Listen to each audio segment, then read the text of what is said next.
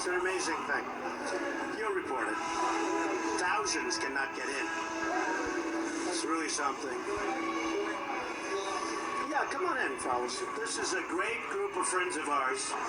They're pastors and ministers from all over the country. In fact, why, and you know why? I immediately fell in love, you see? Say a couple of words to the press. This is all the press. Listen, I first met Mr. Trump several years ago. Pastor Darrell, New Spirit Revival Center, Cleveland, Ohio. I first met Mr. Trump 4 to 5 years ago. He was considering running for president then. We had a private meeting. He asked us to come for wisdom. He wanted counsel. And he wanted the hand of God to direct him. The meeting stayed private. When he didn't run, frankly, I was very disappointed. But I became friends with Michael Cohen, and we stayed in touch. And when I heard he was running again, I couldn't wait to jump on board. Let me tell you something. This is my honest opinion.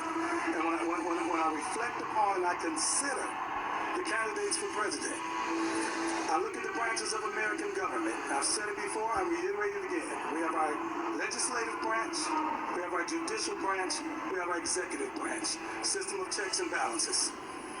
Legislatively, Mr. Trump, I don't know what type of legislator he is, or he will be. I don't know what type of justiciator he is or would be, but I know one thing. He's a hell of a chief executive.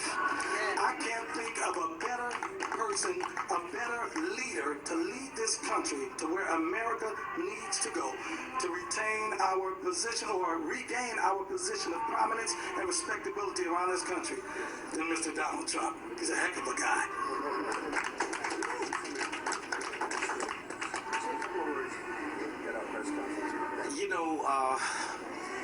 For me, it's a spiritual thing. There's a scripture in the Bible that talks about consuming fire and purifying fire. And when you look at it, fire is just fire. What determines a purifying fire or a consuming fire is the material that you placed in it.